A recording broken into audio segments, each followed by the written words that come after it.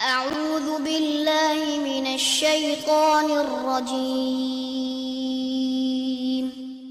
بسم الله الرحمن الرحيم الحمد للہ رب العالمین والصلاة والسلام علی نبینا محمد وعلی آلہ وصحبہ اجمعین اما بعد۔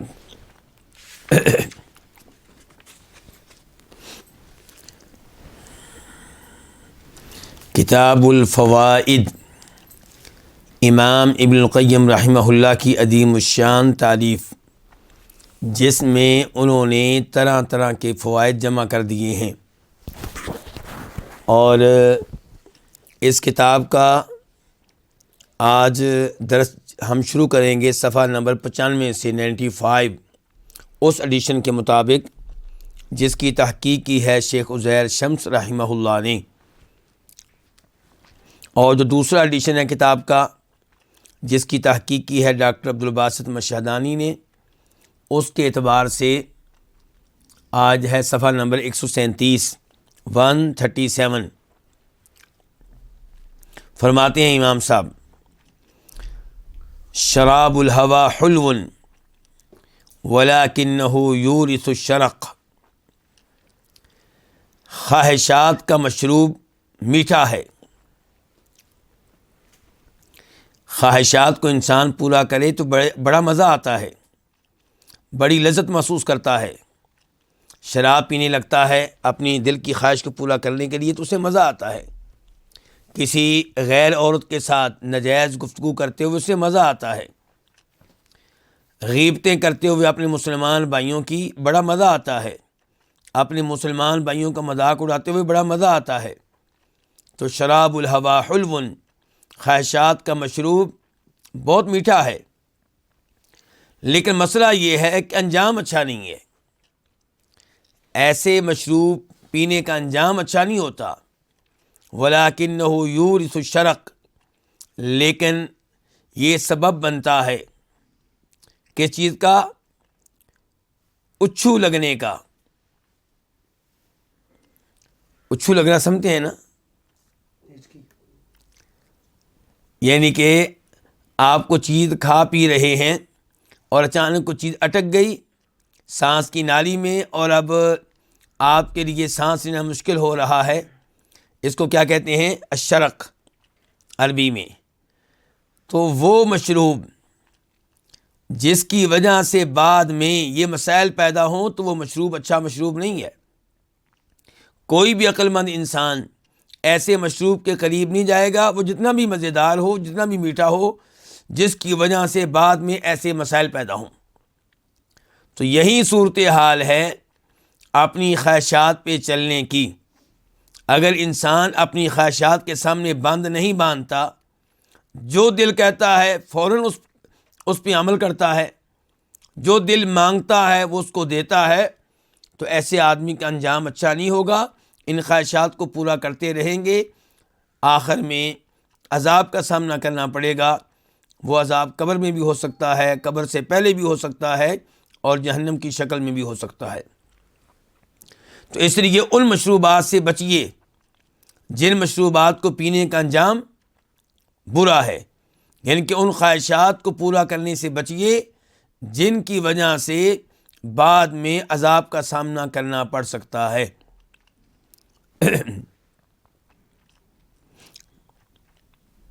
آج کے دوسرے فائدے میں امام صاحب فرماتے ہیں، من تذکر خنق الفخ حان علیہ ہجران الحبہ۔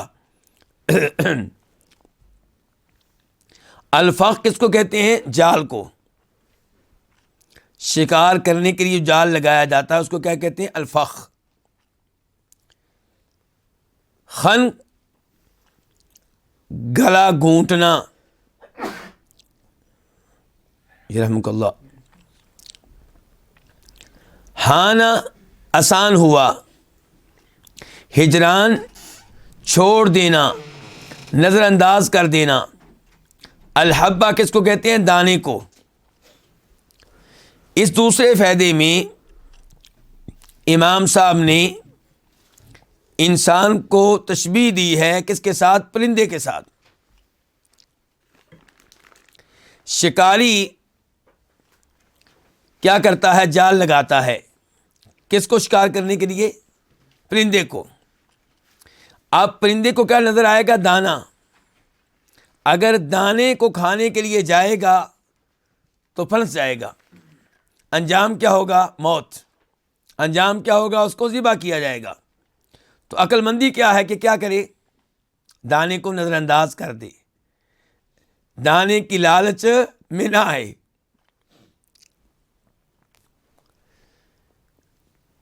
تو کہتے ہیں ایسے ہی ایک جال لگایا ہوا ہے انسان کو شکار کرنے کے لیے. کس نے؟ شیطان نے. تو عقل مند وہ ہوگا جو شیطان کے جال میں پھنسنے سے اپنے آپ کو بچائے گا. شیطان بھی دانہ ڈالتا ہے، جو دانے کے پیچھے جائے گا شیطان کے جال میں پھنس جائے گا. تو بچیے شیطان کے جال میں پھنسنے سے. امام صاحب کہتے ہیں من تذکر خنق الفخ، جو یاد رکھے گا جال میں پھنسنے کی وجہ سے گلا گھٹنے کو، ہان علیہ، اس کے لیے آسان ہو جائے گا، ہجران الحبہ، دانے کو نظر انداز کر دینا، دانے کو چھوڑ دینا، دانے کی طرف نہ جانا. تو اگر انسان یہ یاد رکھے کہ شیطان کے جال میں پھنس گیا تو میرا انجام کیا ہوگا، میرا رب مجھ پہ ناراض، جہنم کی شکل میں مجھے عذاب ملے گا، دنیا میں بھی میرے لیے سکون نہیں ہے، قبر میں بھی عذاب ہے، آخرت میں بھی عذاب ہے. تو ایسا آدمی شیطان کے ڈالے ہوئے دانے کو نظر انداز کر دے گا، شیطان کی دعوت کو ٹھکرا دے گا، کیونکہ شیطان انما یدعو حزبہ لیکونوا من اصحاب السعیر. شیطان کی دعوت یہ ہے کہ جس نے قبول کر لی وہ اسے جہنم میں پہنچائے گا. شیطان کسی کا بھی یار نہیں ہے، دوست نہیں ہے، وہ دھوکہ دیتا ہے. اس نے تو آدم علیہ السلام کو دھوکہ دے دیا تھا. اللہ تعالیٰ نے کہا تھا وَلَا تَقْرَبَا هَٰذِهِ الشَّجَرَةَ، کہ آدم اور حوا آپ دونوں نے اس درخت کے قریب نہیں جانا. فَتَكُونَا مِنَ الظَّالِمِينَ، اگر آپ دونوں اس درخت کے قریب چلے گئے تو آپ کو ظالموں میں سے کر دیا جائے گا. اب کیا کیا شیطان نے؟ وسوسے ڈالے، دانا ڈالنے آ گیا ہے. اس مثال کو سمجھیے، دانا اس نے کیسے ڈالا. کیا کہا تھا اس نے؟ ما نہاکما ربکما عن ہذہ الشجرۃ الا، مکمل کریں مشایخ آپ تو بالکل ہی، الا ان تکونا ملکین او تکونا من الخالدین. یعنی کہ شیطان یہ دانہ ڈال رہا ہے آدم علیہ السلام کو، اما حوا کو، کہ اللہ نے آپ دونوں کو اس درخت کے قریب جانے سے اس لیے منع کیا ہے کہ اگر آپ نے اس کا پھل کھا لیا تو آپ دونوں کیا بن جائیں گے؟ فرشتے، یا آپ ہمیشہ ہمیشہ کے لیے جنتی بن جائیں گے. یہ دانہ ڈال رہا ہے. اور ساتھ اس نے قسمیں بھی اٹھائیں. وقاسمہما انی لکما لمن الناصحین، قسمیں اٹھا کے کہا کہ میں تم دونوں کا خیر خواہ ہوں. تو آدم علیہ السلام اور اما حوا شیطان کی باتوں میں آ گئے، اس کی قسم پہ اعتبار کر بیٹھے، اس کا ڈالا ہوا دانہ اس سے متاثر ہو گئے اور سوچا کہ اگر ہم یہ پھل چکھ لیں تو فرشتے بن جائیں گے، جنتی بن جائیں گے، اور ہمیں کیا چاہیے؟ ہمیشہ ہمیشہ کے لیے جنتی. تو وہ پھل چکھ بیٹھے، اللہ کی نافرمانی کر بیٹھے. نتیجہ کیا نکلا؟ جنت سے محرومی، جنت سے نکال دیے گئے. تو یہ کہہ رہے ہیں امام صاحب کہ من تذکرہ، جو یاد رکھے گا خنق الفخ، جال میں پھنسنے کی وجہ سے گلا گھٹنے کو، یعنی کہ جال میں پھنس گیا تو اس کا گلا گھٹے گا اور اس کو ذبح کیا جائے گا، تو ہان علیہ، اس کے لیے آسان ہو جائے گا، ہجران الحبہ، دانے کو نظر انداز کر دینا. وہ دانہ جو کس نے ڈالا ہے؟ انسان کے لیے شیطان نے ڈالا ہے، اور پرندے کے لیے کون ڈالتا ہے؟ شکاری. تیسرا فائدہ آج کا، کہتے ہیں یا معرقلا فی شرک الہوا جمزۃ عزم وقد خلقت الشبکہ۔ معرقلن کا معنی آپ کر لیں پھنسا ہوا، اے پھنسے ہوئے انسان، کس چیز میں؟ فی شرک الہوا، خواہشات نفس کے چنگل میں، خواہشات نفس کے چنگل میں، جال میں، پھندے میں پھنسے ہوئے انسان۔ یہ کیا جی؟ یہاں پہ مخاطب ہیں امام ابن القیم رحمہ اللہ سے، جو گناہوں میں پھنسا ہوا ہے اور گناہوں سے پیچھے ہٹنے کے لیے تیار نہیں ہے، بس ہمیشہ یہ کہہ دیتا بس یہ کیا کروں، نہیں چھوڑتا گناہ، کیا کروں، شراب چھوڑنا چاہتا ہوں لیکن کیا کروں، نشہ چھوڑنا چاہتا ہوں لیکن کیا کروں، چوری چھوڑنا چاہتا ہوں لیکن جی عادت پڑ گئی ہے، شیطان کا حملہ ہے جی، رشوت لینے کی عادت پڑ چکی ہے، بدکاری کرنے کی عادت پڑ چکی ہے، لڑکیوں سے دوستیاں قائم کرنے کی عادت پڑ چکی ہے، غیبتیں کرنے کی عادت پڑ چکی ہے، بندہ قتل کرنا اس کے لیے آسان ہو چکا ہے۔ تو یہ اب پھنسا ہوا ہے شیطان کے جال میں، اس کے پھندے میں، مایوس ہو چکا ہے، اب سمجھتا ہے میری تو آخرت کیا ہوئی؟ تباہ ہوئی، میں ان گناہوں سے نہیں نکل سکتا۔ تو امام صاحب کہتے ہیں ایسی بات نہیں ہے، بس پختہ عزم چاہیے، پکی نیت چاہیے، اور آپ کے لیے شیطان کے جال کو پھاڑ کر باہر نکلنا مشکل نہیں ہے، بس پختہ عزم چاہیے۔ جیسے پختہ عزم اس کا تھا، کس کا؟ جس نے کتنے قتل کیے تھے؟ 99 قتل کیے، پھر 100واں بھی قتل کر لیا، لیکن ارادہ پکا تھا توبہ کا، اللہ کو منانا چاہتا تھا، اپنے انجام کی فکر تھی۔ ایک عالم دین کے بعد دوسرے عالم دین کے پاس پہنچا ہے، لوگوں سے پوچھ رہا ہے، ان کے مایوس نہیں ہوا ایک عالم دین سے یہ فتویٰ مل جانے کے بعد کہ تیرے لیے کوئی توبہ نہیں ہے، بلکہ توبہ کے راستے پہ پختہ عزم لے کر چلا، اور کہا گیا کہ اگر واقعی توبہ کرنا چاہتے ہو تو اللہ توبہ قبول کرتے ہیں، لیکن اپنا شہر چھوڑ دو، اپنا ملک چھوڑ دو، اپنے رشتہ دار چھوڑ دو، اپنے دوست احباب چھوڑ دو۔ چھوڑ دیا اس نے سب کچھ۔ تو یہ ہے پختہ عزم، اب گناہوں کے اس پھندے سے نکل رہا ہے، اس جال سے نکل رہا ہے جس کے اندر پہلے وہ پھنسا ہوا تھا۔ تو پختہ عزم کا مسئلہ ہے، پختہ عزم آپ کر لیں، سب گناہوں کے پھندوں سے آپ باہر نکل سکتے ہیں، کوئی مشکل نہیں ہے۔ کہتے ہیں یا معرقلا فی شرک الہوا، خواہشات نفس کے شرک کا معنی کیا ہوگا؟ چنگل، آپ آسان لفظوں میں کہہ لیں جال، پھندا۔ خواہشات نفس کے جال میں، پھندے میں، چنگل میں پھنسے ہوئے انسان، جمزۃ عزم، پختہ عزم کا ایک جمپ لینا ہے، جمزہ جمپ لینا، ایک چھلانگ، جمزہ ایک چھلانگ، بس ایک چھلانگ کا مسئلہ ہے۔ وقد خلقت الشبکہ، اور آپ پھاڑ چکے ہوں گے کس کو؟ جال کو۔ جو جال میں ہے، ایک آپ پختہ عزم لے کے چھلانگ لگائیں، جال کیا ہو جائے گا؟ پھٹ جائے گا، آپ باہر نکل آئیں گے۔ پختہ عزم کے ساتھ ساتھ مدد مانگنا ہوگی کس سے؟ اللہ رب العزت سے۔ تو اللہ تعالیٰ کی سے جب مدد مانگیں گے تو اللہ توفیق دینے والا ہے، اور اللہ بھی اسی کو توفیق دیتا ہے جس کا پختہ عزم ہو۔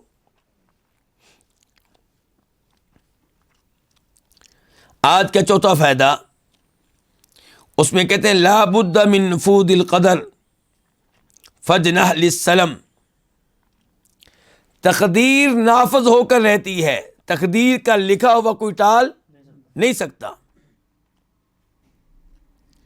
کیا فرمایا تھا نبی صلی اللہ علیہ وسلم نے عبداللہ بن عباس سے؟ ترمذی شریف کی حدیث، جب عبداللہ بن عباس نبی علیہ السلام کے پیچھے سواری پہ بیٹھے ہوئے تھے،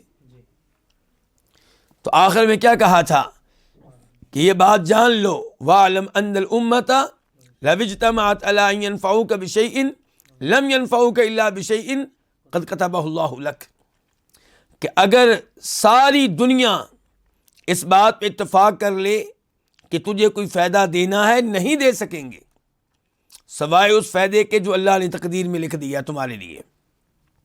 اور اگر سب اتحاد کر لیں، ایکا کر لیں اس بات پہ کہ تمہیں کوئی نقصان پہنچانا ہے، تجھے قتل کرنا ہے، تیرے بیٹے کو اغوا کرنا ہے، کچھ نہیں کر سکیں گے سوائے اس نقصان کے جو تقدیر میں لکھا ہوا ہے۔ پھر کیا کہا تھا آپ نے؟ رفعت الاقلام، تقدیر کا قلم اٹھا لیا گیا ہے، وجفت الصحف، اور تقدیر کے صحیفے کیا ہو چکے ہیں؟ خشک ہو چکے ہیں۔ تقدیر کے صحیفے خشک ہو چکے ہیں، اس کا مطلب یہ ہے کہ تقدیر کا لکھا ہوا پورا ہو کر رہتا ہے۔ تو امام صاحب کہتے ہیں لا بد من نفوذ القدر، تقدیر لازمی طور پہ نافذ ہو کر رہتی ہے۔ فجنح للسلم، اس لیے آپ کیا کریں؟ آپ مائل ہو جائیں کس جانب؟ صلح کی جانب۔ فجنح للسلم، یہ الفاظ دراصل امام صاحب نے لیے ہیں قرآن کریم سے، سورہ انفال۔ اللہ تعالیٰ فرماتے ہیں وَإِن جَنَحُوا لِلسَّلْمِ فَاجْنَحْ لَهَا وَتَوَكَّلْ عَلَى اللَّهِ، کہ اگر یہ کافر لوگ صلح کی طرف مائل ہوں تو آپ بھی صلح کے لیے مائل ہو جائیں، اور ان کے دھوکے سے نہ ڈریں کہ صلح کر کے دھوکہ دیں گے، آپ اللہ پہ توکل کریں، اللہ پہ بھروسہ کریں۔ تو یہاں پہ ترغیب دی گئی ہے کس چیز کی؟ صلح کی طرف مائل ہونے کی۔ تو یہ الفاظ امام صاحب نے قرآن سے لیے اور یہاں پہ کہہ دیا تقدیر کے موضوع پہ کہ تقدیر کا لکھا نافذ ہو کر رہتا ہے۔ فجنح للسلم، تو اس لیے آپ مائل ہوں کس کے لیے؟ صلح کے لیے۔ کیا مطلب؟ تقدیر کے سامنے ہتھیار ڈال دیں، تقدیر کے سامنے ہتھیار ڈال دیں۔ تو اس سے مراد امام صاحب کی کیا ہے؟ اس سے مراد ان کی تقدیر میں لکھے ہوئے مصائب ہیں، مشکلات ہیں۔ یہ کہ تقدیر میں جو مصیبت آپ کے لیے لکھی ہے وہ آ کر رہے گی، آپ مصیبت سے بچنے کے لیے اپنا زور لگائیں، اسباب اختیار کریں، کوششیں کریں، بیماری لگ گئی ہے علاج کریں، اس ہاسپٹل میں جائیں، اس میں جائیں، اس ڈاکٹر کے پاس جائیں، اس ڈاکٹر کے پاس جائیں، سب کچھ کریں۔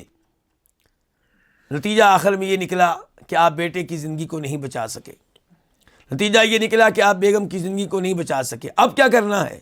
اب واویلا کرنے کی ضرورت نہیں ہے، اللہ پہ اعتراض کرنے کی ضرورت نہیں ہے۔ اب کیا کریں؟ آپ اپنے آپ کو اطمینان دیں یہ سوچ کر کہ یہ تقدیر میں یہ مصیبت لکھی ہوئی تھی، میں کبھی بھی اس کو ٹال نہیں سکتا تھا۔ جب آپ کا یہ ایمان ہوگا، جب آپ کا یہ عقیدہ ہوگا تو آپ کے دل کو کیا ملے گی؟ تسلی ملے گی۔ پھر اللہ رب العزت بھی آپ پہ راضی ہوں گے، پھر آپ اس بشارت کے حقدار بن جائیں گے جس میں اللہ تعالیٰ فرماتے ہیں وَلَنَبْلُوَنَّكُمْ بِشَيْءٍ مِّنَ الْخَوْفِ وَالْجُوعِ وَنَقْصٍ مِّنَ الْأَمْوَالِ وَالْأَنفُسِ وَالثَّمَرَاتِ وَبَشِّرِ الصَّابِرِينَ الَّذِينَ إِذَا أَصَابَتْهُمْ مُصِيبَةٌ قَالُوا إِنَّا لِلَّهِ وَإِنَّا إِلَيْهِ رَاجِعُونَ أُولَٰئِكَ عَلَيْهِمْ صَلَوَاتٌ مِّن رَّبِّهِمْ وَرَحْمَةٌ وَأُولَٰئِكَ هُمُ الْمُهْتَدُونَ، کہ اللہ تعالیٰ کہہ رہے ہیں کہ ہم تمہیں لازمی طور پہ آزماتے رہیں گے، مصائب میں مبتلا کر کے، بھوک میں مبتلا کر کے، خوف میں مبتلا کر کے، تمہارے کسی نہ کسی محبوب کو فوت کر کے۔ فرمایا خوشخبری ان کو دیجئے جو صبر کریں گے۔ صبر کرنے والے وہ ہیں کہ جن پہ جب بھی کوئی مصیبت آتی ہے تو وہ کہتے ہیں انا للہ و انا الیہ راجعون اولئک علیہم صلوات من ربہم ورحمہ، یہی وہ لوگ ہیں جن پہ رب کی طرف سے رحمتیں نازل ہوتی ہیں، جن کی شان کو رب بلند کرتا ہے، جن کے مقام کو بلند کرتا ہے، جن کے اللہ ستائش اور تعریفیں کرتا ہے، اور یہی لوگ ہدایت کے اوپر ہیں۔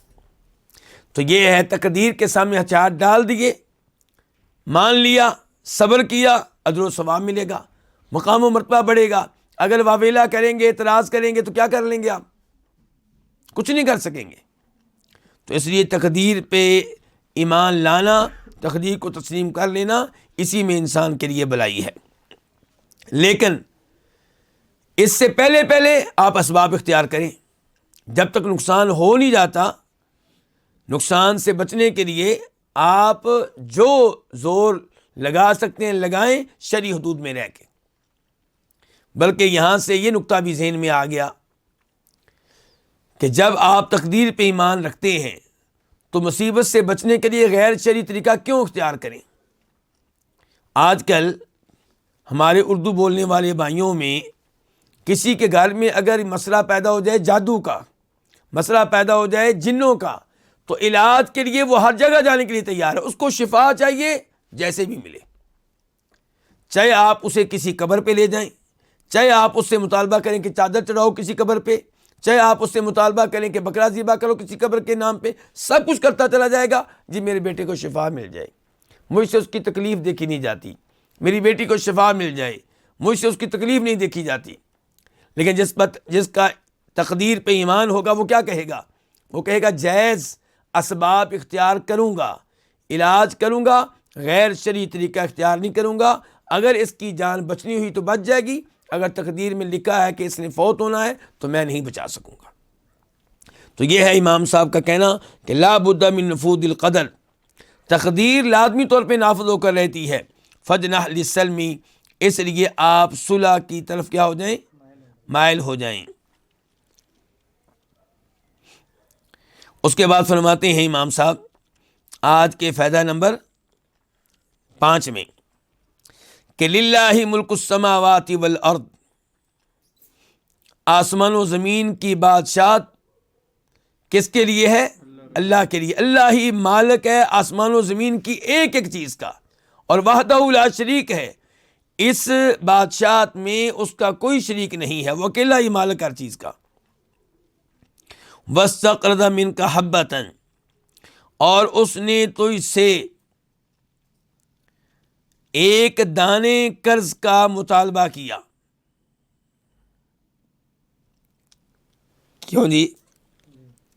اگر آپ سے کوئی آپ کے دوستوں میں سے وہ قرضہ مانگے جو آپ کے مقابلے میں بہت زیادہ مالدار ہو اور کھلے دل کا مالک ہو، آپ کو کھلاتا پلاتا رہتا ہو، تحائف بھی دیتا رہتا ہو، تو کبھی کوئی معمولی سی رقم قرض مانگ لے تو آپ دیں گے یا انکار کریں گے؟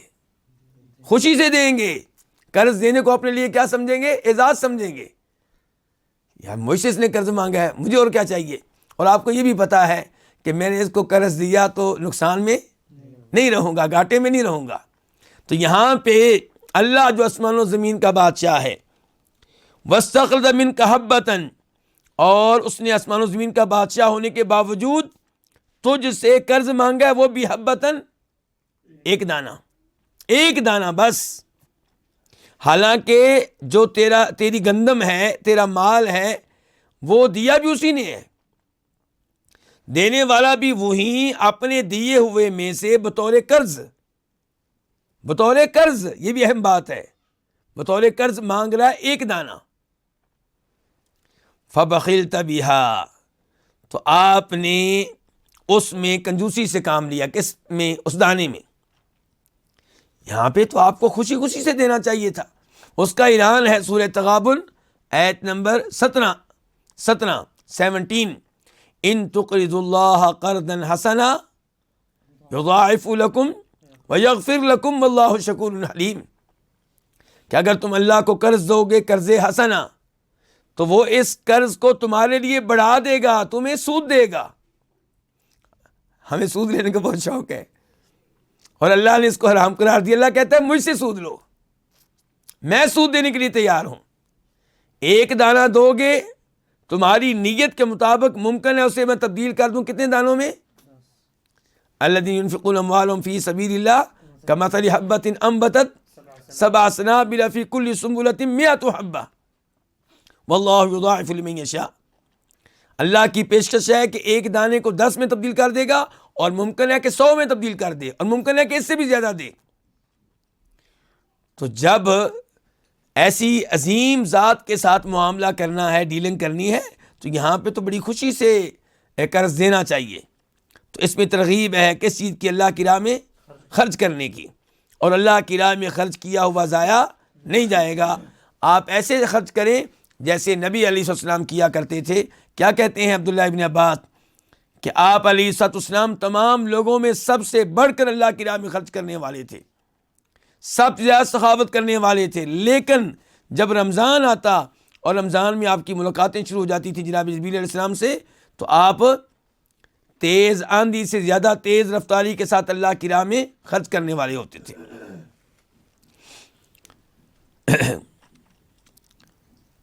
تو اللہ کا آپ سے قرض مانگنا پھر ہے کیوں؟ یہ بھی ایک سوال ہے نا، کہ جب اللہ آسمان و زمین کا بادشاہ ہے، ہر چیز اسی کی ہے، وہ قرض مانگتا کیوں ہم سے؟ ایک دانہ ہماری آزمائش کے لیے، ہمارا امتحان ہے اس میں کہ دیا ہوا اللہ کا، اس میں سے اللہ نے ایک دانہ مانگا بطور قرض، تو آپ بطور قرض دیتے ہیں یا نہیں دیتے، یہ آپ کا امتحان ہے۔ اگر آپ بطور قرض دیتے ہیں تو آپ کامیاب ہیں، دنیا میں بھی کامیاب ہیں، اللہ آپ کے رزق میں برکتیں ڈالے گا، اللہ آپ کی زندگی میں برکتیں ڈالے گا، اور آخرت میں تو کامیابی پکی ہے۔ اور اگر آپ نہیں دیتے، کنجوسی کا مظاہرہ کرتے ہیں، تو آپ ناکام ہیں، دنیا کے لحاظ سے بھی، آخرت کے لحاظ سے بھی۔ وَخَلَقَ سَبْعَةَ أَبْحُرٍ، اللہ نے پیدا کیے ہیں کتنے سمندر؟ 7 سمندروں کا تذکرہ آیا ہے قرآن کریم میں۔ یہ نہیں ہمیں بتایا گیا کہ 7 کے علاوہ نہیں ہے، لیکن بہرحال 7 کا تذکرہ قرآن کریم میں، وَلَوْ أَنَّ مَا فِي الْأَرْضِ مِن شَجَرَةٍ أَقْلَامٌ وَالْبَحْرُ يَمُدُّهُ مِن بَعْدِهِ 7 أَبْحُرٍ مَا نَفِدَتْ كَلِمَاتُ اللَّهِ، اگر زمین میں موجود ہر درخت کو شکل دے دی جائے، کن کی؟ کلموں کی، جتنے درخت زمین پہ موجود ہیں ہر ایک کی ٹہنیاں لے کے انہیں کیا بنا دیا جائے؟ قلم بنا دیا جائے، اور جو زمین پہ سمندر ہے اس جیسے 7 سمندر اور ہوں، یہ 7 سمندر کیا بن جائیں؟ سیاہی، اور وہ درخت کیا بن جائیں؟ قلم، ان سے اللہ کے کلمات لکھے جائیں، اللہ کے کلمات ختم نہیں ہوں گے۔ یہ سیاہی ختم ہو سکتی ہے، یہ قلم ٹوٹ سکتے ہیں، لیکن اللہ کے کلمات ختم نہیں ہوں گے، اللہ کا کلام ختم نہیں ہوگا۔ تو وہاں پہ تذکرہ آیا ہے 7 سمندروں کا۔ تو یہاں پہ امام صاحب کہہ رہے ہیں اللہ نے پیدا کیے 7 سمندر، وَأَحَبَّ مِنْكَ دَمْعَةً، اور تجھ سے اللہ نے چاہا ایک آنسو۔ 7 سمندروں کے مالک نے، خالق نے تجھ سے مانگا ہے صرف ایک قطرہ، ایک آنسو۔ مطلب یہ ہے کہ اس کو ضرورت نہیں ہے آپ سے کسی پانی کی، کسی قطرے کی، وہ تو مالک ہے 7 آسمانوں کا، اس کے علاوہ بھی اس کے خزانے وسیع ہیں، شمار ہی نہیں کیے جا سکتے، غیر محدود ہیں، بے شمار ہیں، لیکن اس کے باوجود اس نے تجھ سے مطالبہ کیا ہے، مانگا ہے، چاہا ہے، خواہش کا اظہار کیا ہے کہ ایک آنسو۔ تو یہ پھر مطالبہ کیوں ہے؟ آزمائش، امتحان۔ فَقَحِطَتْ عَيْنُكَ بِهَا، تو تیری آنکھ قحط زدہ ہو گئی ایک آنسو کے معاملے میں بھی، کیونکہ تیری آنکھ سے ایک آنسو بھی نہ نکلا۔ اشارہ کرنا چاہتے ہیں امام صاحب ان احادیث کی طرف جن میں ترغیب دی گئی ہے اللہ کے ڈر سے رونے کی، اپنے گناہوں کے خوف سے آنسو بہانے کی۔ اس کی بڑی فضیلت ہے، اللہ کی وجہ سے رونا، اللہ کو یاد کر کے رونا، اللہ کے ڈر سے رونا۔ مثال کے طور پہ وہ حدیث بخاری شریف کی جس کا نمبر ہے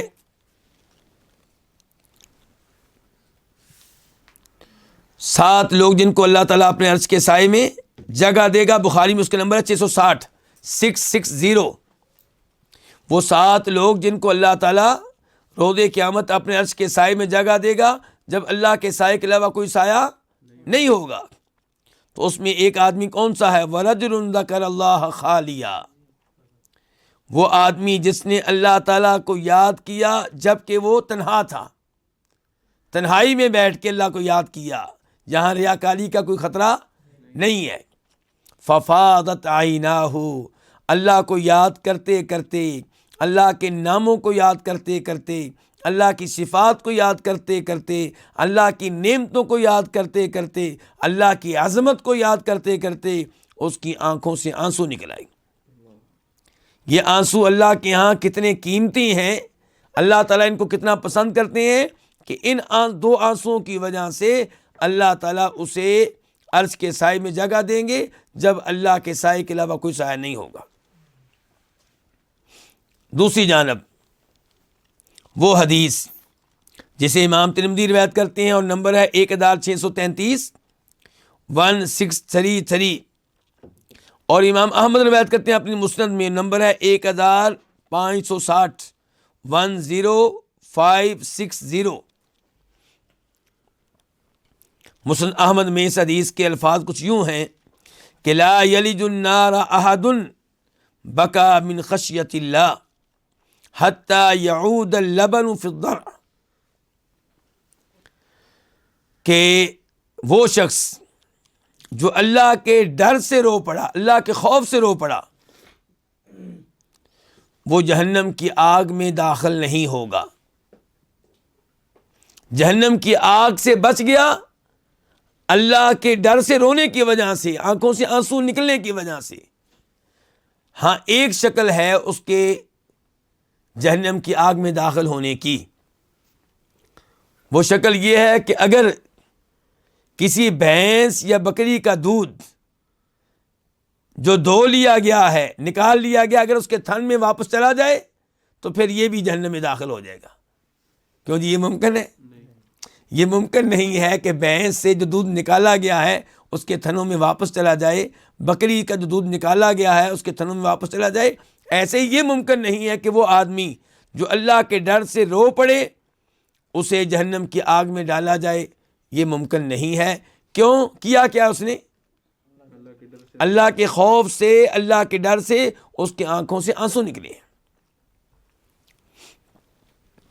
تو امام صاحب یہاں پہ کہتے ہیں کہ اللہ نے 7 سمندر پیدا کیے اور تجھ سے چاہا اللہ نے ایک آنسو، لیکن تیری آنکھ جو ہے ایک آنسو بھی بہانے کے لیے تیار نہیں ہے۔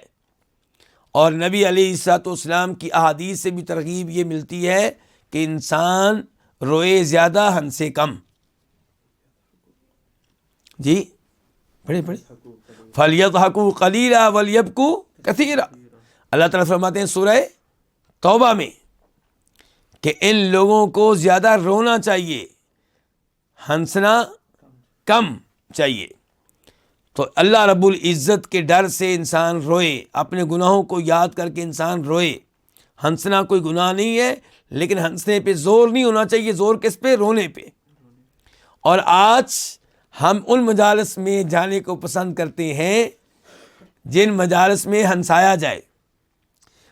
ان کو چھوڑیے جو بے دین ہیں اور ایسی مجالس قائم کرتے ہیں جن کا نام ہوتا ہے کہکوں کی بارات۔ آج رات جناب ہنسایا جائے گا لطیفے ہی لطیفے، اور وہ لطائف قرآن کے خلاف، احادیث کے خلاف مذاق اڑایا جا رہا ہے، ان میں اللہ تعالیٰ کا، شریعت کا، علماء کا، قرآن کا، جنت کی نعمتوں کا، اور لوگ ہنس رہے ہیں، سنانے والے بھی مسلمان، سننے والے بھی مسلمان۔ تو میں کہہ رہا تھا ان کو چھوڑیے، ان سے تو ہمیں کوئی اچھی امید ہی نہیں ہے۔ ہم ان خطیب حضرات کی تقاریر سننے کے لیے جاتے ہیں جن کے بارے میں ہمیں پتہ ہو کہ ہمیں کیا کرے گا؟ ہنسائے گا۔ قرآن پڑھے گا، پکا پتہ ہے کہ نہیں پڑھے گا کیونکہ قرآن پڑھنا ہی نہیں آتا۔ حدیث سنائے گا، یہ بھی ممکن نہیں ہے۔ لطیفے سنائے گا، بالکل سنائے گا، کہاں؟ مسجد میں بیٹھ کے۔ تو وہاں پہ ہم جانا پسند کرتے ہیں، جبکہ ہونا یہ چاہیے کہ ہم یہ سوچیں کہ میں نے فلاں عالم دین کے درس میں جانا ہے، کیونکہ اس کے درس میں جب بھی جاتا ہوں وہ ضمیر کو جھنجھوڑتا ہے۔ اس کے درس میں بیٹھنے کی وجہ سے نیک اعمال کرنے کی ترغیب ملتی ہے، گناہ چھوڑنے کی ترغیب ملتی ہے۔ اس کے درس میں بیٹھتا ہوں تو اپنے گناہوں کو یاد کر کے رونا آتا ہے۔ تو ایسے علماء کی مجالس میں جانا چاہیے۔ آج کا فائدہ نمبر 6، امام صاحب فرما رہے ہیں اطلاق البصر ینقش فی القلب صورت المنظور والقلب کعبہ والمعبود لا یرضی بمزاحمت الاصنام۔ اطلاق البصر اپنی نگاہوں کو آزاد چھوڑ دینا، کھلا چھوڑ دینا۔ کس کو؟ نگاہ کو۔ یعنی کہ ہونا یہ چاہیے کہ آپ کی نگاہ محدود رہے حلال چیزوں تک، حرام چیزوں کی طرف آپ کی نگاہ نہ اٹھے۔ لیکن ہوتا کیا ہے کہ کئی لوگ اپنی نگاہوں کو کھلا چھوڑ دیتے ہیں، کوئی پابندی نہیں لگاتے. تو کہتے ہیں اطلاق البصری، نگاہوں کو کھلا چھوڑ دینا، ینقش فی القلب، یہ دل میں نقش کر دیتا ہے، صورت المنظوری، اس کی شکل و صورت کو جس کو دیکھا گیا ہوتا ہے. دیکھا کس کو آپ نے؟ مثال کے طور پہ ان عورتوں کو جن کو دیکھنا جائز نہیں ہے. دیکھا آپ نے کس کو؟ حرام مال کو جو آپ کے لیے حلال نہیں ہے. تو ان چیزوں کو جب آپ دیکھیں گے تو ان کی تصویر آپ کے دل میں نقش ہو جائے گی، ان کی محبت آپ کے دل میں بیٹھ جائے گی. امام صاحب کہتے ہیں والقلب کعبہ، جبکہ دل کیا ہے؟ کعبہ ہے. آپ کا دل کیا ہے؟ کعبہ. کعبہ کا کیا کرتے ہیں جی؟ طواف. ایسے ہی نا، کعبے کی طرف منہ کر کے کیا کرتے ہیں؟ نمازیں پڑھتے ہیں. تو آپ کا دل کعبہ ہے، اس میں طواف ہونا چاہیے صرف اللہ رب العزت کا، اس میں عبادت ہونی چاہیے صرف اللہ رب العزت کی. لیکن آپ جب حرام چیزوں کی طرف دیکھتے ہیں تو ان کی محبت بھی بیٹھ جاتی ہے. اب وہ دل جس میں صرف اللہ رب العزت کی محبت ہونی چاہیے، اس میں محبت بیٹھ گئی حرام چیزوں کی، لڑکیوں کی، حرام مال کی، ناجائز اقتدار کی، ناجائز خواہشات کی محبت بیٹھ گئی. تو اللہ رب العزت کو یہ پسند نہیں ہے ایسا دل جس میں اللہ کی محبت کے مقابلے میں اوروں کو جگہ دی جائے. بیت اللہ، کعبۃ اللہ، جب مسلمانوں نے فتح کیا تو اس کے اندر کیا تھے؟ بت تھے. نبی علیہ الصلوۃ والسلام نے ان کو توڑا، ان کو نکالا کہ اس کعبہ میں صرف اللہ کی عبادت ہوگی. اس کعبہ کا طواف جب کیا جائے گا صرف اللہ کے لیے کیا جائے گا. یہاں غیر اللہ کا کیا تعلق بنتا ہے، کیا جواز بنتا ہے؟ بتوں کو یہاں پہ کیوں رکھا گیا؟ ان کو نکال دیا. تو ایسے ہی ہمارا دل جو ہے یہ کعبہ ہے، تو یہاں پہ اللہ کی محبت ہونی چاہیے، اللہ کے مقابلے میں کسی اور کی محبت نہیں ہونی چاہیے. نبی علیہ السلام کی محبت ہو سکتی ہے؟ جی ہو سکتی، کیونکہ وہ اللہ کے مقابلے میں نہیں ہے، بلکہ یہ وہ محبت ہے جس کا خود اللہ نے حکم دیا ہے. یہ اللہ کی محبت کے تابع محبت ہے. والدین کی محبت بالکل ٹھیک ہے، بیگم سے محبت بالکل ٹھیک ہے. لیکن یہ جو مخلوقات ہیں، والدین، بیگم، اولاد، مال، ان کی محبت اللہ کی محبت پہ غالب نہ آنے پائے، بلکہ اللہ کی محبت ہر محبت پہ غالب ہو. کہتے ہیں والمعبود، اور معبود یعنی کہ اللہ رب العزت، لا یرضا، وہ راضی نہیں ہے بمزاحمت الاصنام، بتوں کی مزاحمت سے، یعنی کہ بتوں کے ذریعے، بتوں کی محبت کے ذریعے آپ اللہ کی محبت کا مقابلہ کریں، اللہ اس پہ راضی نہیں ہے.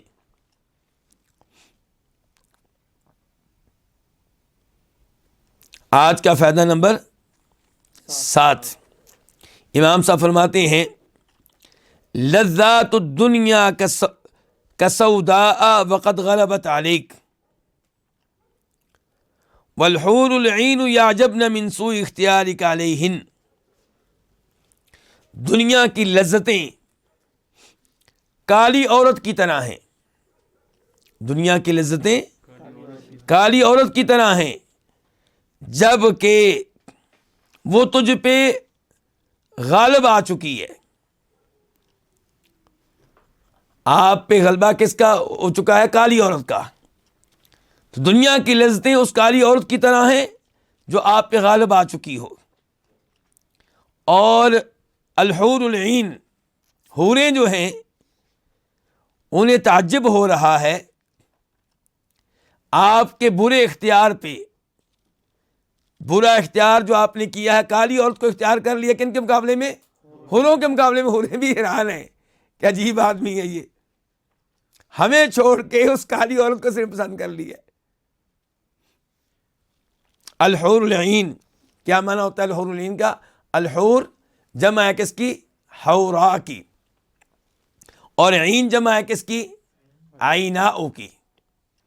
عیناء جس کی موٹی موٹی آنکھیں ہوں.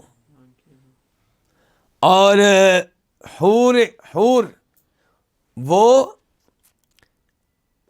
گوری اور سفید رنگ کی عورتیں جن کی آنکھوں کی سیاہی انتہائی سیاہ ہو اور سفیدی انتہائی سفید ہو. آپ تصور کریں، اب رنگ کیا ہے؟ سفید، گورا سفید، یعنی کہ پیارا لگنے والا. اور آنکھیں، ہم سب جانتے ہیں آنکھوں کا بہت کردار ہے ہمارے چہرے کے خوبصورت نظر آنے میں یا نہ نظر آنے میں. آپ دیکھیں گے کہ کئی عورتیں ایسی ہیں جن کا رنگ اتنا سفید نہیں ہوتا. یہ تو ہو رہے ہیں ان کا تو رنگ بھی سفید ہے، لیکن کئی عورتیں ایسی ہوتی ہیں جن کا رنگ کون سا ہوتا ہے؟ درمیانہ، میڈیم. لیکن آنکھیں موٹی موٹی ہوں اور آنکھوں کے اندر کی سیاہی انتہائی سیاہ ہو، سفیدی انتہائی سفید ہو، تو بڑی پیاری لگتی ہیں وہ. تو یہ عجیب معاملہ ہے کہ ایک طرف حوریں ہیں، ایک طرف کالی عورت ہے، اور آپ نے کس کو اختیار کر لیا ہے؟ کالی عورت کو اختیار کر لیا ہے. تو دنیا کی لذتوں کو اختیار کرنا، وہ لذتیں جو حرام ہیں، جائز لذات کے اوپر کوئی اعتراض. قل من حرم زینۃ اللہ التی اخرج لعبادہ والطیبات من الرزق. کس نے حرام کیا ہے؟ کسی نے حرام نہیں کیا. اللہ کی اس زینت کو جو اللہ نے اپنے بندوں کے لیے پیدا کی ہے، اور جو عمدہ چیزیں ہیں وہ حرام نہیں ہیں. آپ دنیا کی جائز لذتوں سے فائدہ اٹھائیں.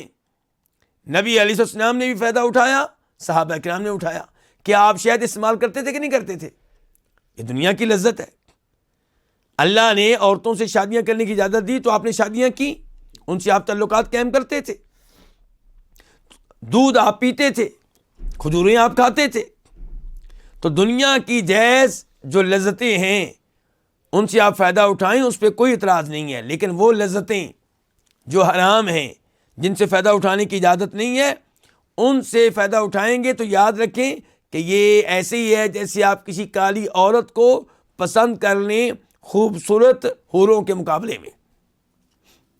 آپ کے لیے نعمتیں تیار ہے، جنت آپ کا انتظار کر رہی ہے، جنت کی نعمتیں آپ کا انتظار کر رہی ہیں، اور آپ دنیاوی لذتوں میں پڑ کے اپنے آپ کو محروم کر رہے ہیں جنت سے اور جنت کی ان عظیم الشان نعمتوں سے.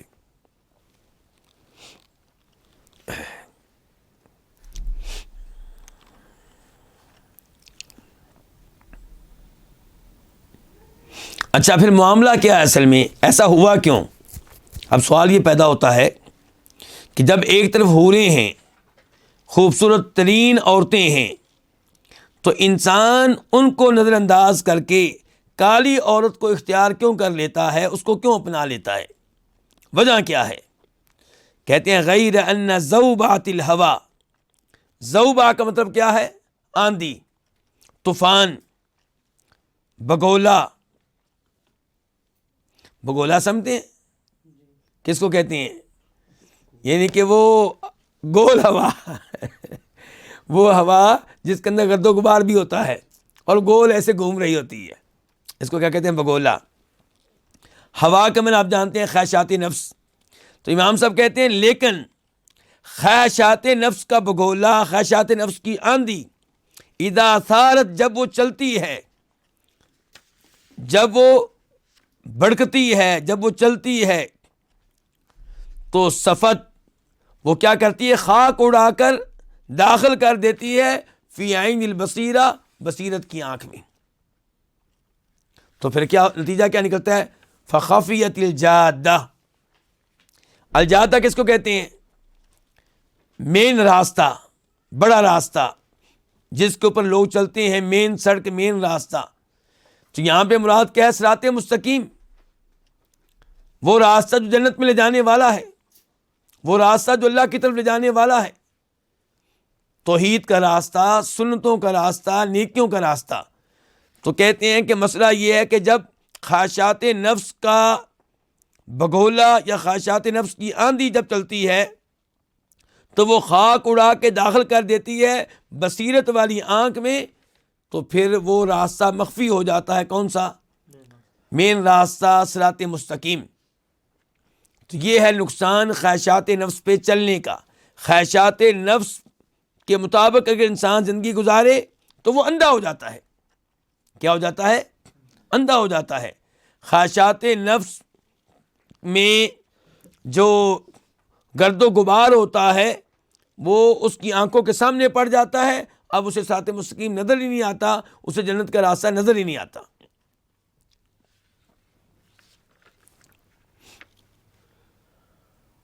اللہ تعالیٰ فرماتے ہیں لقد كنت في غفلة من هذا فكشفنا عنك غطاءك فبصرك کہ جب موت آئے گی تب آنکھیں کھلیں گی, تب انسان غفلت سے نکلے گا. اللہ تعالیٰ کہیں گے اس وقت تو غفلت میں ڈوبا ہوا تھا, تجھے موت یاد نہیں تھی, تجھے آخرت یاد نہیں تھی. آج ہم نے تیری آنکھوں پہ پڑا ہوا غفلت کا پردہ ہٹا دیا ہے. آج تیری نگاہ بڑا کام کر لیا, آج تو بڑا بابصیرت ہے, آج تجھے سب کچھ نظر آ رہا ہے, آج تجھے پتہ چل رہا ہے کہ حق راستہ کون سا تھا, باطل راستہ کون سا تھا, کس راستے پہ چلنا چاہیے تھا, کن دوستوں کو اختیار کرنا چاہیے تھا, کیا ان سے اعمال کو اپنانا چاہیے تھا. تو سالت کا معنی کیا جی؟ سارا کا معنی بھڑکنا, جوش میں آنا, گرد و غبار کا بلند ہونا. اور صفت کا معنی بتا چکا ہوں, صفا یصفی, ہاں صفا یصفی, صفت الریح, خاک اڑانا, خاک اڑا کے ان کے داخل کر دینا. آج کا فائدہ نمبر 8. فرماتے ہیں امام صاحب سبحان اللہ تزینت الجنت للخطاب فجدوا فی تحصیل المہر وتعرف رب العزت للمحبین باسمائی وصفاتی فعملوا علی اللقاء وانت مشغول بالجیف.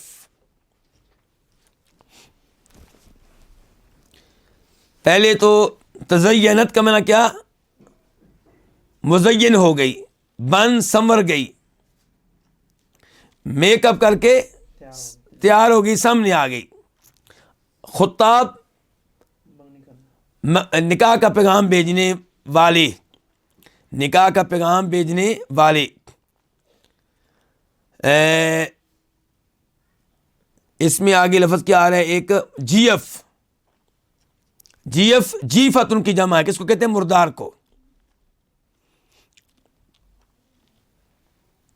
تو یہاں پہ اس فائدے میں امام صاحب جنت کو تشبیہ دے رہے ہیں دلہن سے. جنت کو تشبیہ دے رہے ہیں کس سے؟ دلہن سے.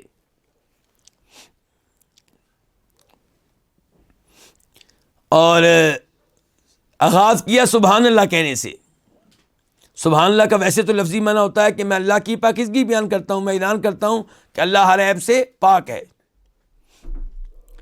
لیکن کئی دفعہ یہ جملہ استعمال ہوتا ہے تعجب کا اظہار کرنے کے لیے, حیرت کا اظہار کرنے کے لیے, اور یہاں تعجب کے لیے. کہتے ہیں سبحان اللہ تزینت الجنت, جنت بن سنور گئی ہے. اچھا, جنت بن سنور گئی کس کے ساتھ؟ ان نعمتوں کے ساتھ جو اس میں ہیں. جنت مزین ہے اپنی حوروں کے ساتھ, جنت مزین ہے اپنے پھلوں کے ساتھ, جنت مزین ہے کیونکہ جنت والوں کو کیا ملنا ہے؟ اللہ کو دیکھنے کا موقع ملنا ہے. تو جنت اپنی ان نعمتوں کے ساتھ کیا ہے؟ مزین ہے. تزینت الجنت, جنت جو ہے مزین ہو چکی ہے للخطابی, نکاح کا پیغام بھیجنے والوں کے لیے. یعنی کہ جنت چاہتی ہے کہ مجھے نکاح کا پیغام بھیجا جائے. جیسے لڑکی جو ہے جوان ہو جاتی ہے تو اس کو تیار کر کے رکھا جاتا ہے تاکہ دائیں بائیں سے رشتے میں رغبت رکھنے والے رشتے کا پیغام لے کر آئیں, رشتے کا پیغام لے کر آئیں. ان ایام میں اس کو اچھے کپڑے پہنائے جاتے ہیں اور اس کو خوبصورت بنا کے رکھا جاتا ہے گھر کے اندر. تو تزینت الجنت, تو جنت بھی مزین ہو گئی ہے للخطابی, ان کے لیے جو جنت میں داخل ہونا چاہتے ہیں, ان کے لیے جنت کی رغبت رکھتے ہیں, ان کے لیے جنت کی خواہش رکھتے ہیں. فجدوا فی تحصیل المہر, تو وہ لگ گئے کس میں؟ مہر کو جمع کرنے میں, مہر کو جمع کرنے میں وہ لگ گئے، محنت کر رہے ہیں، کوششیں کر رہے ہیں کہ مہر جمع ہو جائے، پوری تشبیہ دے رہے ہیں اس لڑکی سے، یعنی کہ لڑکی یہ تیار ہو گئی ہے، جوان ہو گئی ہے اور خوبصورت بنا کے اسے رکھا جا رہا ہے، محلے والوں کو دائیں بائیں لوگوں کو پتہ چل گیا ہے کہ اس کے والدین اب اس کی شادی کرنا چاہتے ہیں، نوجوان آ رہے ہیں پیغام نکاح لے کر، لیکن مسئلہ آگے سے کس کا ہے؟ حق مہر کا۔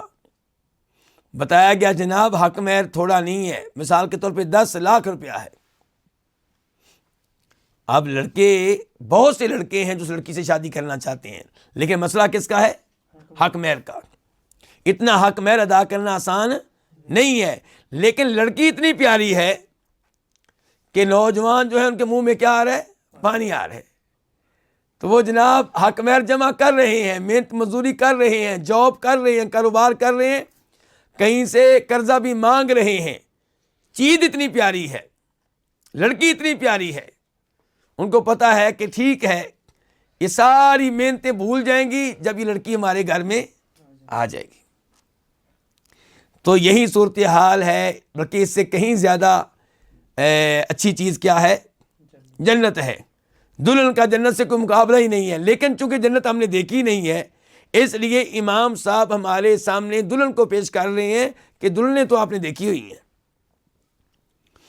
تو ان کے بارے میں سوچیں نوجوان کتنی محنت کرتے ہیں جب کوئی خوبصورت لڑکی ہو اور وہ بن سنور کر رہتی ہو تو لڑکے جو ہیں اس سے شادی کرنے کی خاطر سارا مال لٹانے کے لیے تیار ہو جائیں گے۔ تو ایسے ہی جنت میں جانے والے یاد رکھیں، جنت کی خواہش رکھنے والے یاد رکھیں، جنت کا بھی مہر ہے۔ وہ کیا ہے؟ ایمان لانا۔ وہ کیا ہے؟ توحید کو اختیار کرنا۔ وہ کیا ہے؟ اللہ کے فرشتوں پہ ایمان لانا، اللہ کے نبیوں پہ ایمان لانا، تقدیر پہ ایمان لانا، نیک اعمال کو بجا لانا، اسلام کے فرائض و واجبات پہ عمل کرنا، 5 وقت کی نمازیں ادا کرنا۔ آج کل سردیوں کا موسم ہے، فجر کی نماز بستر سے نکل کر ادا کرنا، یہ مہر ہے کس کا؟ جنت میں جانے کا۔ کئی دفعہ پانی بھی کیا ہوتا ہے؟ ٹھنڈا، ٹھنڈا پانی، گھر سے باہر نکلیں گے مزید سردی لگے گی۔ اور پھر رمضان کے روزے، بسا اوقات روزے رکھنے والے وہ لوگ ہوتے ہیں ہمارے بھائی جو کسی یورپی ملک میں رہ رہے ہوتے ہیں جہاں پہ روزہ 16 گھنٹے کا ہوتا ہے، اور کئی ممالک میں روزہ 18 گھنٹے کا ہوتا ہے، لیکن جنت کی خاطر، اللہ کو راضی کرنے کی خاطر یہ محنتیں کوئی زیادہ حیثیت نہیں رکھتی۔ تو حق مہر جو ہے یہ کوئی بڑا حق مہر نہیں ہے، کیونکہ دلہن جو ہے اس کی قیمت بہت زیادہ ہے، مراد کیا ہے؟ جنت۔ تو اب جو اللہ والے ہیں، جو سنجیدہ ہیں اس دلہن کو حاصل کرنے میں، اس جنت کو حاصل کرنے میں، وہ مہر کو جمع کرنے میں محنت کر رہے ہیں، لگے ہوئے ہیں، نیک اعمال کو بجا لا رہے ہیں، اور وہ چیزیں جو اس لڑکی کو حاصل کرنے میں رکاوٹ بن سکتی ہیں ان سے بچتے بھی ہیں، ان سے پرہیز بھی کرتے ہیں، کیونکہ جنہوں نے رشتہ دینا ہے انہوں نے جہاں حق مہر دیکھنا ہے وہاں پہ یہ بھی دیکھنا ہے کہ یہ لڑکا شرابی نہ ہو، نشہ کرنے والا نہ ہو، اور بد اخلاق نہ ہو۔ تو جنت ملے گی تب جب ایمان لائیں گے، نیک اعمال بجا لائیں گے، اور کبیرہ گناہوں سے بچیں گے، شرک سے بچیں گے، بدعات سے بچیں گے۔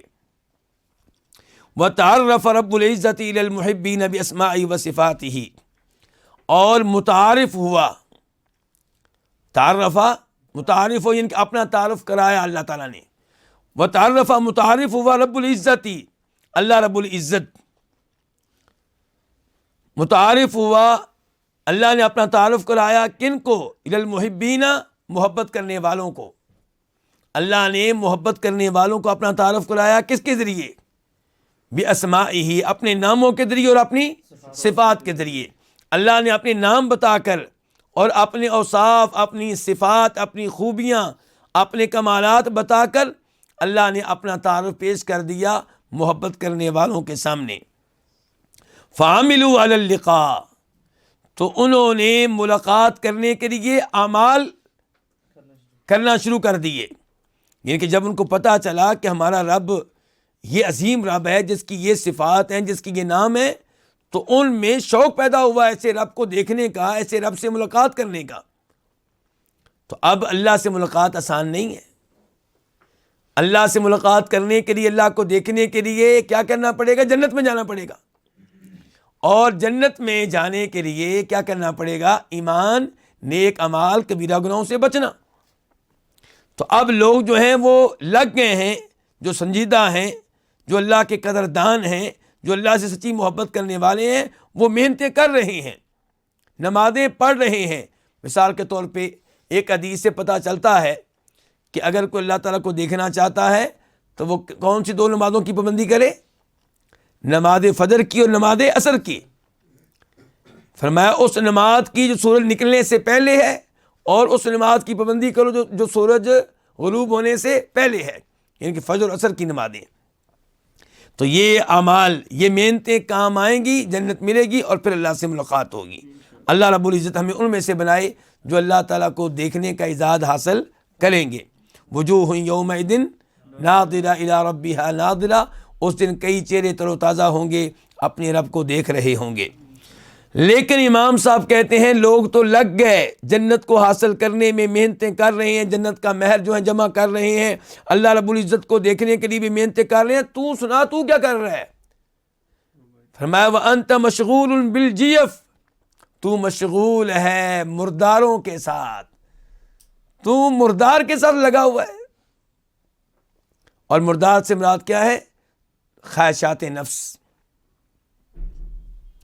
وہی اللہ تعالیٰ سے ملاقات کرنے کی بجائے غیر لڑکیوں سے ملاقاتیں کرنا، ان سے فون پہ گفتگو کرنا، ان کی تصویریں دیکھنا، حرام مال کھانا، رشوت لینا، سود لینا، غیبتیں کرنا، ظلم کرنا، یہ سب کیا ہے؟ یہ خواہشات نفس ہیں، یہ وہ مردار ہیں جس کے ساتھ آپ لگے ہوئے ہیں۔ تو آپ اب اتنی گفتگو سن لینے کے بعد تو سمجھدار بن جائیں۔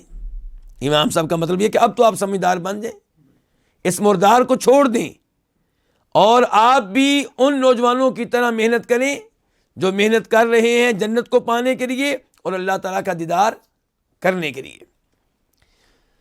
کہتے ہیں لا کان من لسواک منہ قلبہ ولک اللسان مع الوداد الکاذب۔